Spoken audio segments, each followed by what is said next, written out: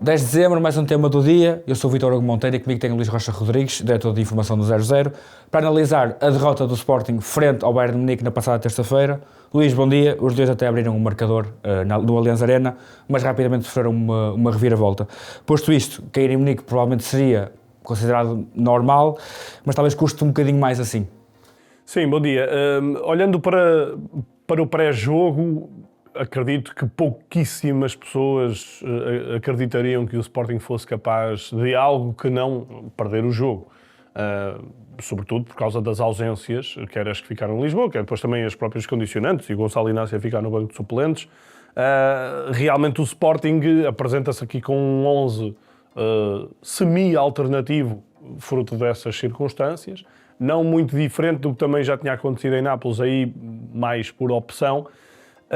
Mas depois a frustração é muito maior ao ver o que aconteceu durante uma hora de jogo e ao perceber depois que o desfecho foi, como diz o ditado, o futebol são 11 contra 11 e no final ganham os alemães e aqui uma vez mais se fez valer isso, mas a verdade é que é um Sporting que consegue ser muito competitivo, consegue apresentar um esquema que é obviamente um esquema defensivo, é alicerçado outra vez num sistema, aqui não é um sistema de 3 defesas, é claramente um sistema de 5 defesas e em que Mateus Reis entra mais lá para trás e ajuda também no processo defensivo, mas é um jogo em que fica outra vez a sensação amarga no Sporting de que podia, com um bocadinho mais de, enfim, pode também dizer, de qualidade, de concentração, as coisas poderem ter corrido melhor.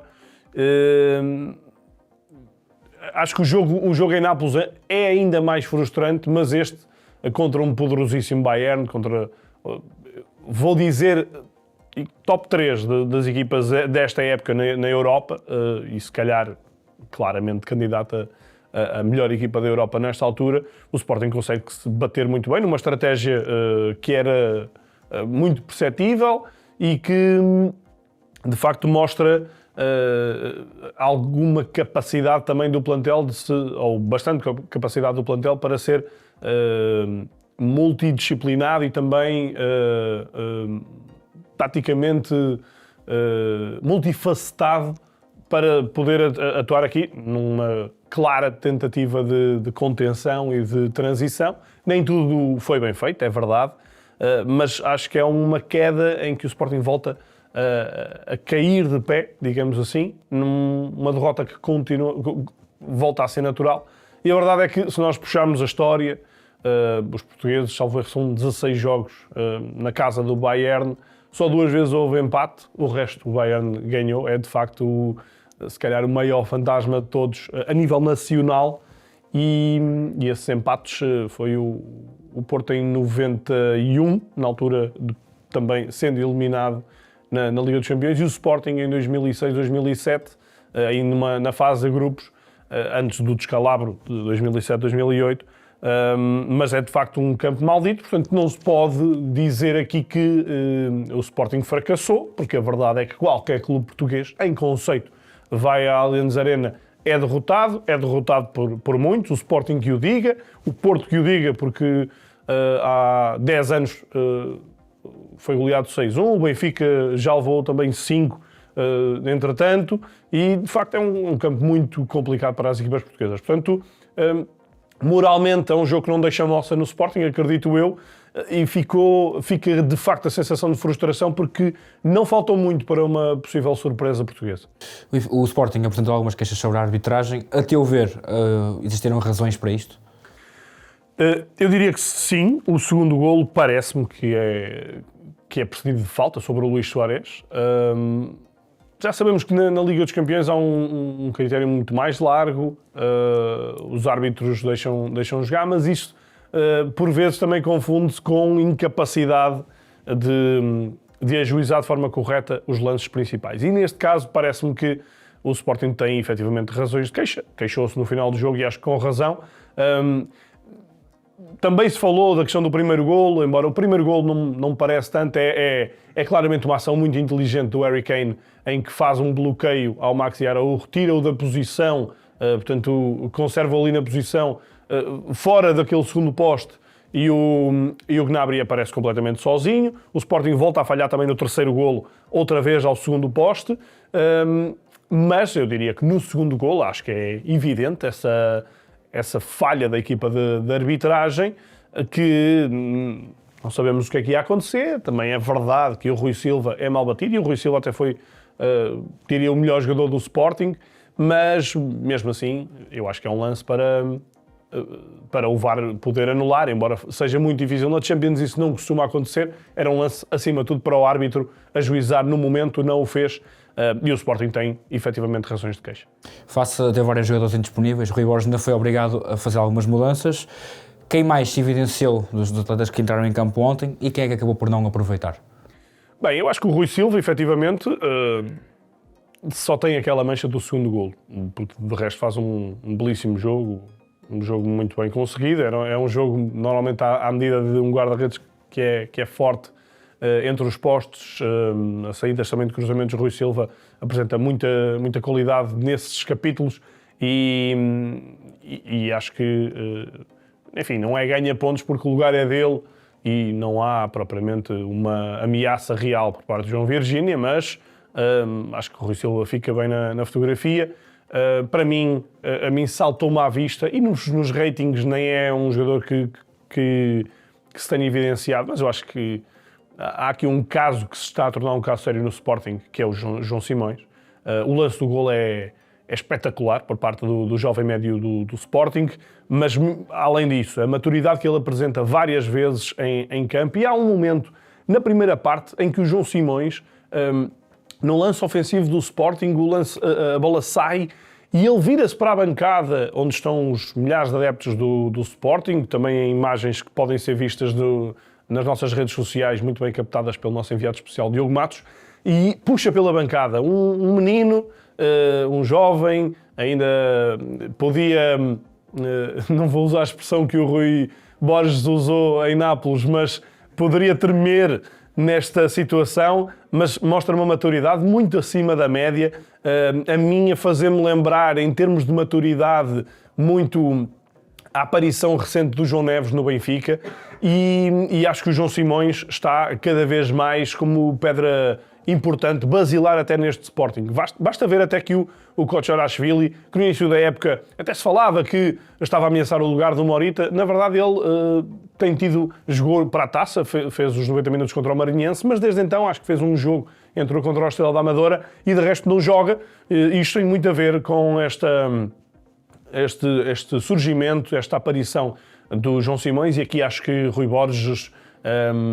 Acho que é o melhor ponto de Rui Borges até agora, é esta forma como ele potenciou também o João Simões, que este já não vem dos lançamentos de Ruben Amorim, pelo menos em termos práticos no 11 titular, e de facto acho que Rui Borges tem ganho esta aposta, e João Simões, acima de tudo, tem-se valorizado muito, e eu acho que a continuar assim. É verdade que é uma zona com muita concorrência, é verdade que o selecionador não é de grandes aventuras, de grandes experiências, e provavelmente tem o grupo fechado, mas apanhando uma lesão, algum contratempo de algum jogador, se João Simões continuar neste nível, eu acho que ele pode sonhar com um lugar até no Mundial 2026.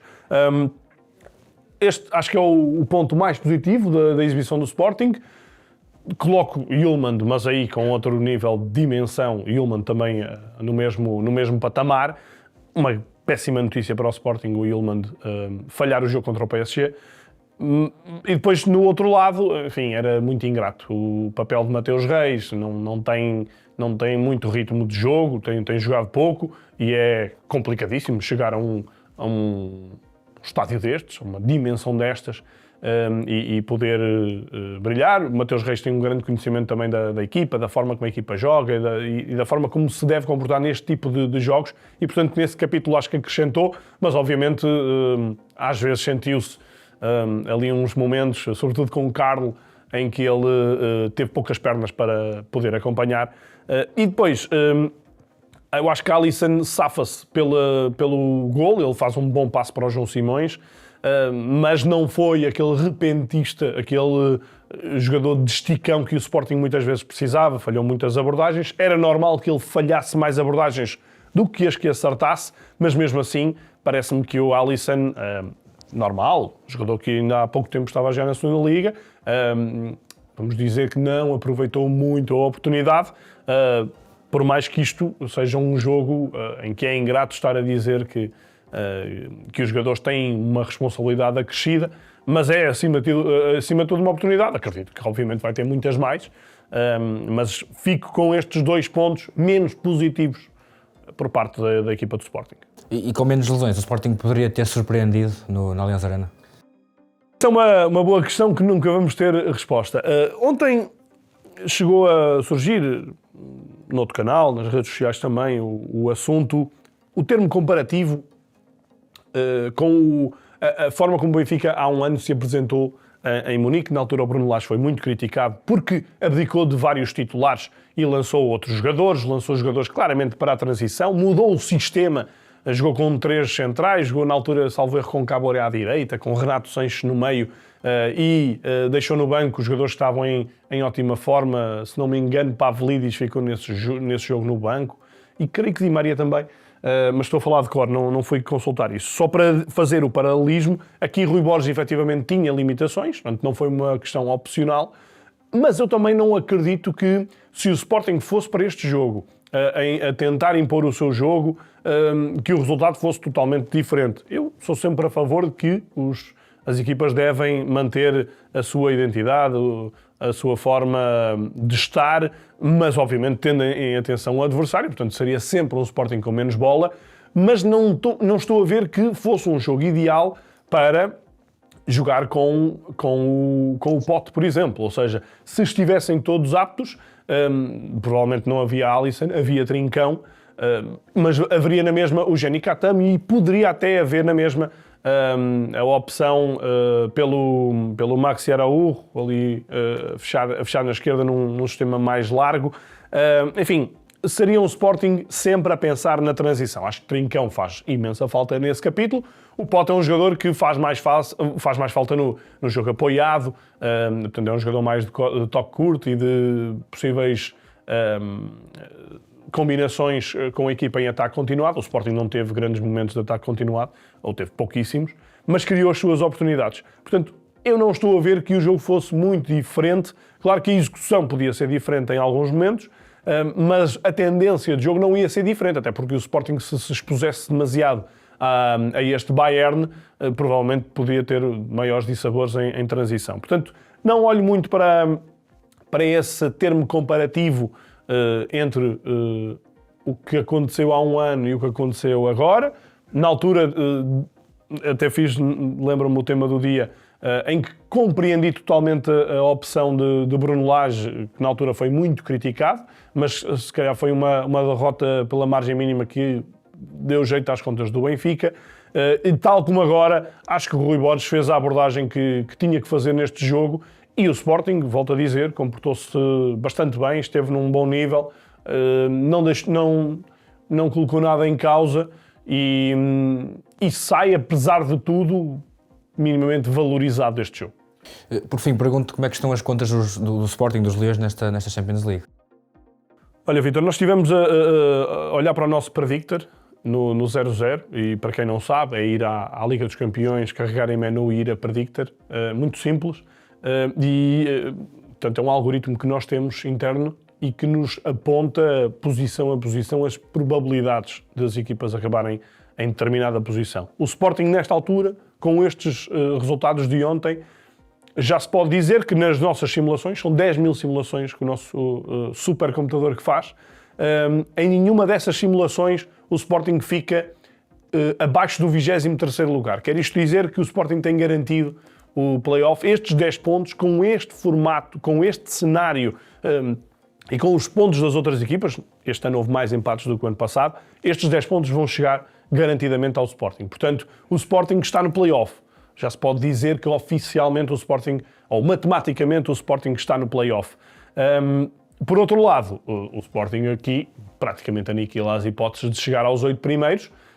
que era uma tarefa muito complicada, seria muito complicada para Sporting e para Benfica, porque o calendário de facto não foi nada bom para as duas equipas, e o Sporting é olhar, a seguir vem o Paris Saint-Germain e depois acaba em Bilbao. Portanto, o objetivo será sempre fazer a melhor classificação possível. Este ano não há tantos bombons mais acima como houve o ano passado. Eu lembro que o ano passado o Brest andou muito tempo nos 8 primeiros e depois acabou ali logo nos primeiros lugares de play-off. Portanto, quem o apanhou mais abaixo, que acho que até foi o Paris Saint-Germain, depois passou facilmente na caminhada para o título europeu. Este ano, quem está mais ali em cima, não há esses bombons. Ou seja, os tubarões estão a levar isto mais a sério, estão a posicionar-se mais à frente e provavelmente se ficar do 15º, 16º lugar para baixo, vai-se apanhar equipas mais conceituadas, mais cotadas, vai ser difícil. O ano passado o Sporting ficou nessa posição, apanhou o Borussia Dortmund e depois acabou por não passar. Mas o Sporting tem esse play-off matematicamente garantido. Para chegar aos 8 primeiros, tem que ganhar os 2 jogos, obrigatoriamente. O Sporting tem pouco mais de 6% de hipóteses de ficar nesses 8 primeiros lugares. Não vai ter Yulman, e isto depois também depende muito dos timings, porque o Sporting, se apanhasse hoje o PSG, ia ser dificílimo, não tenho dúvidas, mas ia apanhar um PSG com muitas lesões. A verdade é que o Sporting também as tem. Não sabemos como é que vai ser em janeiro, as coisas podem mudar muito. Por exemplo, o Real Madrid atualmente seria um alvo muito apetecível, porque Xabi Alonso está em risco, há muitos jogadores lesionados, 6 jogadores lesionados na defesa, Mbappé está em dúvida para hoje à noite, e portanto até poderia ser um adversário, e o Benfica até vai jogar contra o Real Madrid no final de janeiro. Só que os timings mudam tudo, as vagas de lesões não são eternas, nem os jogadores estarem a 100% também. Portanto, o Sporting tem que, eu diria que pode ambicionar claramente pontuar e ganhar em Bilbao. O jogo contra o Paris Saint-Germain vai ser muito complicado, sobretudo, como já disse nesta emissão, sem o Yulman, que vai fazer efetivamente muita falta nesse jogo. Obrigado, Luís. Obrigado por terem assistido. Este foi o tema do dia. Por fim, deixo a recomendação para um novo episódio do Negócio Mistério, já disponível no nosso site, YouTube e restantes plataformas de streaming, onde abordamos a transferência de Keirson para o Benfica.